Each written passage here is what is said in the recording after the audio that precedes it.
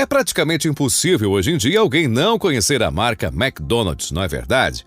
A poderosa e gigante empresa do palhaço chega a servir 69 milhões de pessoas diariamente em todos os restaurantes da marca, vendendo 75 hambúrgueres por segundo, totalizando 2,2 bilhões ao ano.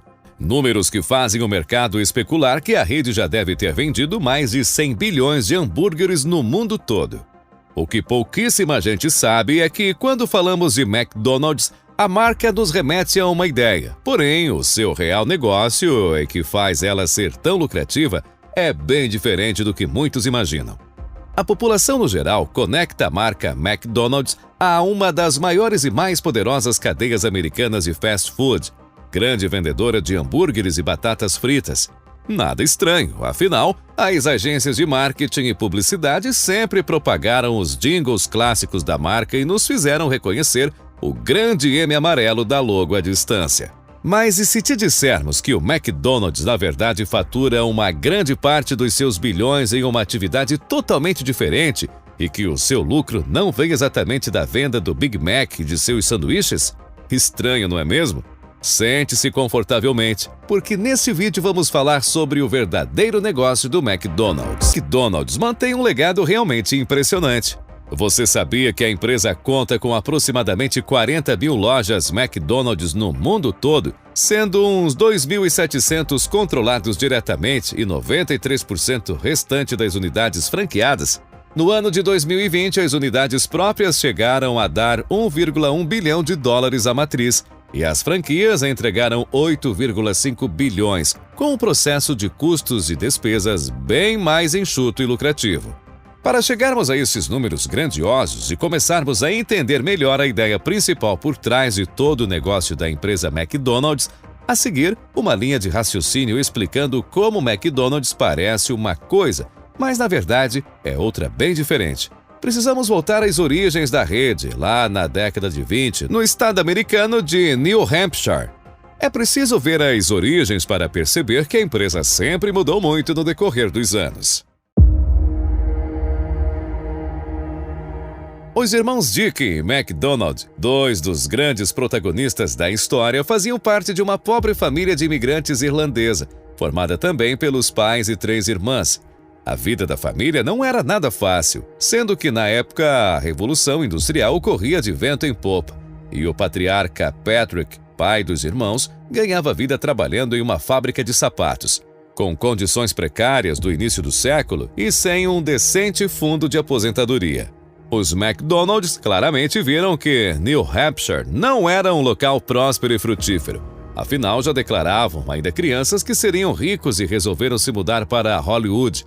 Com a ajuda de um parente distante, em uma época em que a indústria cinematográfica estava apenas nascendo na famosa terra encantada do cinema, o irmão mais velho Mac foi primeiro e o irmão Dick foi alguns meses depois, logo depois de completar o ensino médio.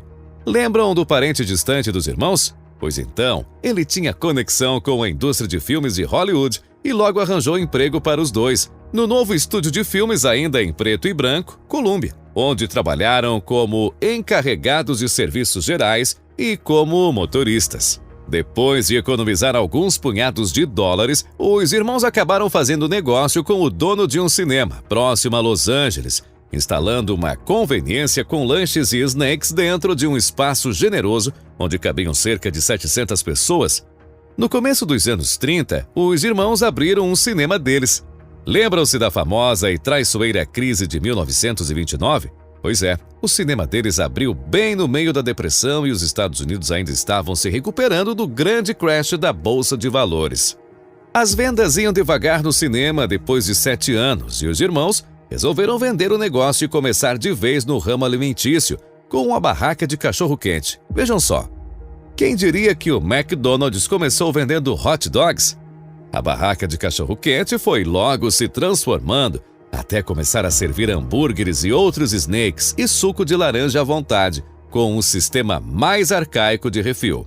As aventuras no mundo dos negócios estavam apenas começando e no ano de 1940, os irmãos foram atrás de um empréstimo bancário de respeito para dar um passo um pouco mais ambicioso e se mudar para a cidade californiana de San Bernardino, onde montaria um novo negócio de hambúrgueres, com cerca de 25 itens no cardápio, e começaram então a surfar a onda dos restaurantes drive-in, uma popular forma de servir comida nos Estados Unidos na década de 40, onde os carros estacionavam e garçonetes serviam os clientes dentro dos automóveis.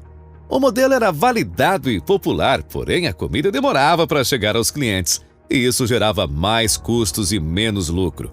O período do negócio de ter um restaurante drive-in foi realmente importante e decisivo para os irmãos McDonald's, pois eles ainda estavam validando o negócio e corrigindo os erros, para atingir mais lucro. Eles estavam vivendo a época do pós-guerra e as empresas americanas estavam apresentando soluções cada vez mais práticas e rápidas para os consumidores. Lembrem que estamos falando do país que é sinônimo de consumo e tem capitalismo correndo no sangue.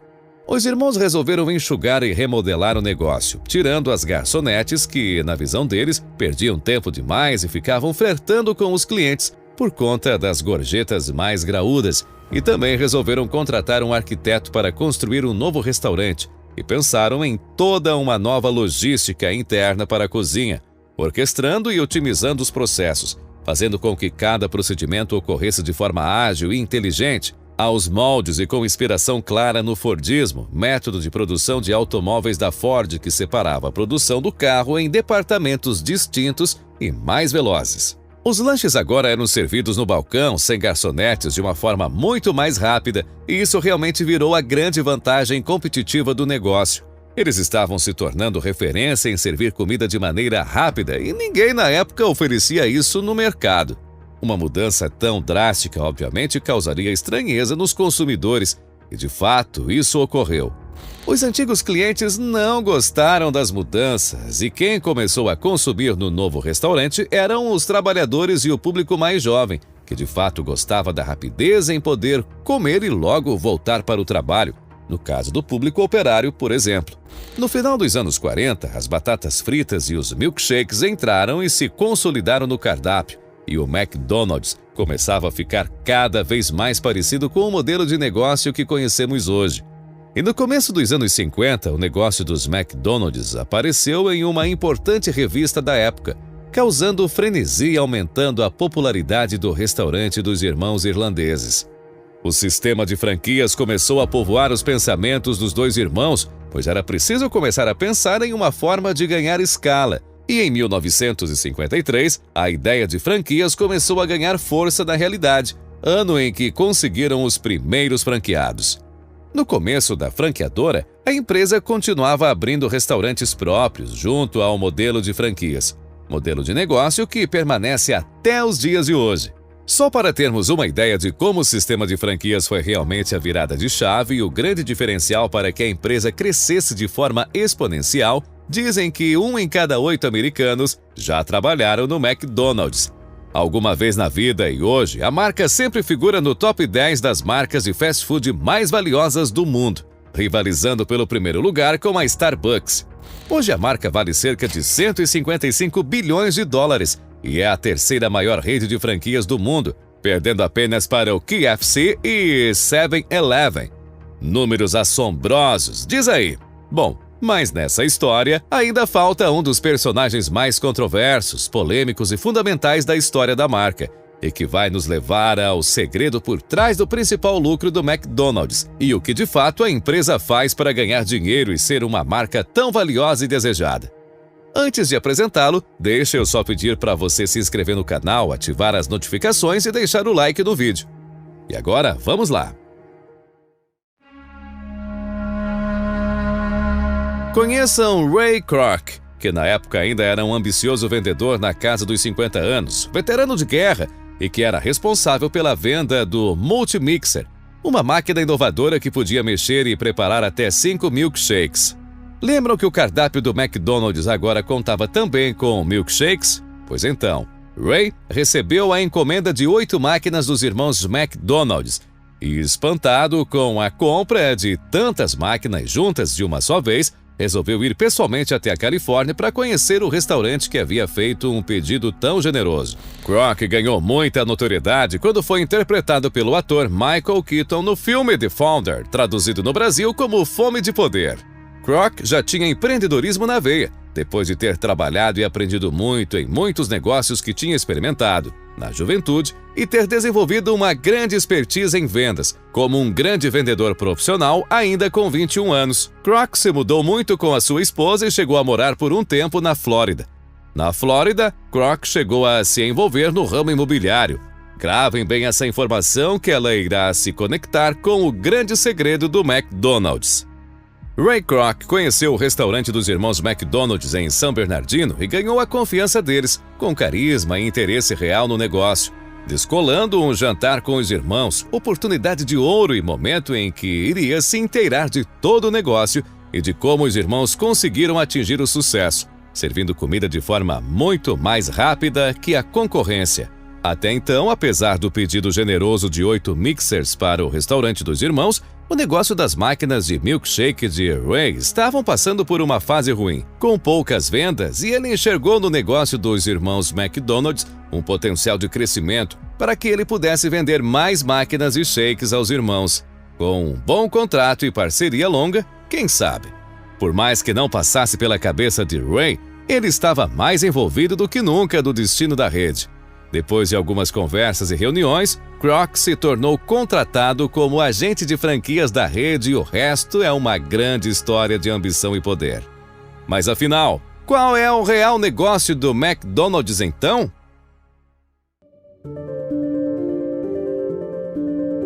Depois da entrada de Ray Kroc na empresa, em meados dos anos 50, o planejamento de expansão da companhia ganhou muita força e Ray se juntou a Harry Sonnenborn, se tornando o seu braço direito na empresa. Harry, que depois veio a se tornar CEO e primeiro presidente da empresa, ajudou Kroc a expandir as franquias e fazer com que ele enxergasse que o McDonald's poderia ganhar muito mais dinheiro com ativos imobiliários da rede do que com a venda de simples lanches.